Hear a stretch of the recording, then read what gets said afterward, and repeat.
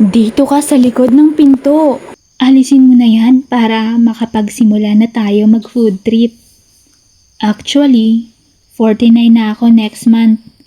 Pero aaminin ko, grabe pa rin ang pakiramdam ko pag-usapang labanan. Nagtatrabaho ako sa isang sikat na restaurant at dito ko nga nakilala at naging kasalo sa hapagkainan itong si Jojo. May asawa ako at may 3 anak na. Kaya magaling ako sa tender juicy hotdog. Pero ayaw ng mister ko ng gusto ko. Kaya ginagawa ko ito sa katrabaho kong nasa 20 anyos pa lang ang edad. Grabe pala. Ang kanyang edad ayaw paawat. Yes, tama ka. Maituturing niya na akong mama. Pero paano na lang kung hindi lang ako ang may ganitong pakiramdam? Madali lang nga magparamdam sa katrabaho kong si Jojo. Kasi kilala ko na nga ang mga kalokohan niya. Alam ko rin na mahilig siya. Kaya sigurado ako na unting moves ko lang kikilos na agad siya. Ganito ko sisimulan. Tandang-tanda ko pa. Magsasara na kami at ako ang nakapwesto sa buong rest area. May kalawakan nga rin ng mga restroom sa work kaya aabutin ako ng mga kalahating oras. Bago matapos, siguradong makapagsisimula na kami ni Jojo. Habang abala naman siya sa mga upuan at mesa. At eto nga, nakakuha na ako ng timing. Dahil habang naglilinis ako, tanaw ko siya mula sa kabilang side. Tinawag ko siya na may ipapakisuyo sana ako. Pabitbit naman ng timba papasok dito. That time ay pawisan ako. Talagang pag nakita mo ko halos di ka makakapigil. Dahil ang suot ko ay para bang nalusaw at napormang balat. Napatakbo ang paglapit niya. Pansin ko rin mula sa di kalayuan na kanina pa siya nakatitig sa akin habang may ginagawa siya. At kinuha niya na nga ang timba, inabot sa akin na para bang may intensyon. This time, sinadya ko nang hindi bitawan ang hawakan ng timba habang nakakapit sa kamay niya. Napasulyap siya sa akin at nginitian ko naman. Isang hudyat ng pagsang-ayon sa mga pwedeng maganap. Di na ako nagdalawang isip. Sabi ko sa kanya, dito ka sa likod ko ng pinto. Alisin mo na yan nang makapagsimula na tayo. At ibinaba niya na ang kanyang at doon ko na agad sinimulan ang ramen niya. As in, walang humpay na paghalo at tuloy-tuloy na para bang baka masayang ang oras. Malikot rin ang mga galamay niya. Naikot niya lahat mula makiling hanggang tararat. Mapansin ko medyo matubig na ang tinatago ko dahil ito ay hindi niya tinitigilan. Hindi ko na kaya pang tiisin. Gusto ko nang pumunta sa mga sunod pang eksena. Dito ay hindi na ako nakapigil. Tinanggal ko na ang mga nakatakip sa banga ng PVC niya. Tiningnan ko rin kung magaling siya mag-drive dahil di ko pa nasusubukan yung sa kanya.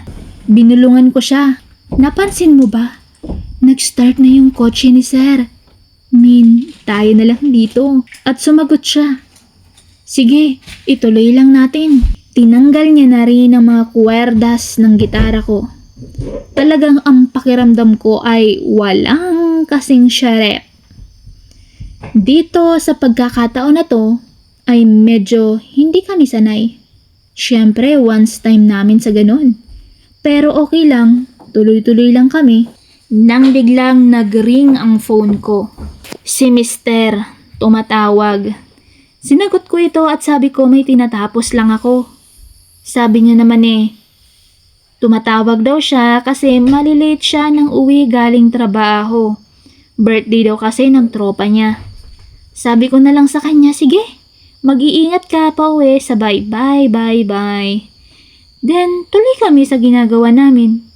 Grabe, Ayaw ko nang itigil kahit 2 oras pa siguro ay okay lang kasi tiyak mga 12:00 na uuwi si Mister. At biglang nagdesisyon itong si Jojo. Uwi na tayo? Sabay napatanong ako sa sarili ko. Ayaw niya na? Kakaumpisa lang namin. Iniisip ko siguro na istorbo lang tawag. Inulit niya. Uwi na tayo sa apartment ko kasi komportable doon. Doon natin ituloy. Abay, akala ko ayaw na. Sabi ko, aba, ayos to ah. Dali-dali kaming nagligpit at nagsara ng tindahan. Naglakad lang kami papunta doon sa kabilang tinutuluyan. Pagbukas niya ng pinto, ay diretso niya akong hinila papunta sa bed niya. Sabay tanggal ulit ng mga sagabal sa mga itinatago ko. Parang nakatatlo na kami. At bumangon siya, sabi niya, may naitabi daw siya ng food sa mesa, titingnan niya if pwede pa kainin. Pumunta siya doon at kinuha ito. Okay pa naman. Kaya sabay namin itong inubos. Habang nagkukwentuhan kami ay panay tawanan, harutan, dahil hindi naman rinig sa kapitbahay niya. At sa di inaasahan, ay biglang may kumatok sa pinto niya. Nagulantang ako. Landlord nila. Naniningil ng upa. Hay nako. Kala ko kung sino sabay sarado ng pinto at mukhang nakapag-settle agad sila. Tipong tatayo na ako ng upuan at biglang sabi niya, "Oops!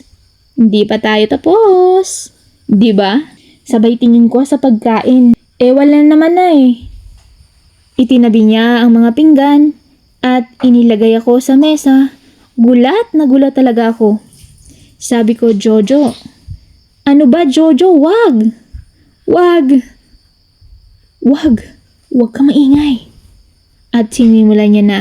Kumain ulit siya ng karne. Pataas, paibaba, paside at padiretsyo ng dahan-dahan.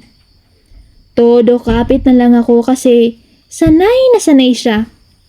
At after 30 minutes na ginagawa niya yon, tumigil siya at naupo.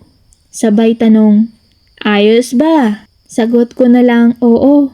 Palibhasa ang asawa ko ay laging nasa trabaho. Uuwi lasing, walang paki sakin. Kahit magsuot ako ng mga nakatindig balahibo, di niya pinapansin. Kaya siguro gano'n na lang ako kay Jojo. Di ko na malaya, nakatitig lang pala ako sa kanya. Natatawa na lang siya kasi kala niya di na ako makakilos sa ginawa niya. Okay lang ako, uy. Kala mo kung ano na. Then inopen ko sa kanya. Alam mo ba, bibihira sa isang buwan. Siguro 1 beses lang kami ng husband ko. Sabi niya, don't you worry tayo. Tuwing uuwi yun ang gagawin natin, okay ba? Grabe ka naman. Yun na lang ang nasambit ko. Bakit ganun ka? Tanong ko. Sabi niya, ano ka? Ilang taon na ba ako? Alam mo namang mainit ang ganitong edad. Ganon? Hanggang sa 2 taon namin yung ginagawa at talagang sulit na sulit. Isang araw, di ako nakapasok dahil inabot ako ng katamaran dahil umuulan. Asawa ko naman nasa ibang bansa 2 days ago dahil sa meeting nila. Nagulat na lang ako may kumakatok sa pinto. Sinilip ko muna dahil wala talaga akong inaasahang bisita. Ako to, si Jojo. Hala, si Jojo. Ano, paano siya nakapunta di ko pa naman siya sinama dito sa bahay. Buksan mo na kasi. Pagbukas ko, sabay pasok siya at sinimulan niya na agad. Ano, paano? Kasi may work, di ba? Off ko, ano ka ba? Kala ko absent ka rin. Then, tuloy na naman kami. Eto na ang mga gusto kong solusyonan. Kasi mas nagiging hobby na namin. Kahit sa bahay ay napunta na siya. Gusto ko nang itigil pero parang ayaw ko pa. Kasi gusto ko rin eh. Ano ba dapat kong gawin? Gusto ko pa kasi kaya lang baka mahuli ako ng asawa ko. Itutuloy ko pa ba? Kasi ayaw kong itigil dahil naiibsan niya ang kulang sa mga itinatago ko eh. Sana masagot. Paki-comment naman please kung ano ang dapat kong gawin. Aasahan ko ang mga payo nyo. Salamat.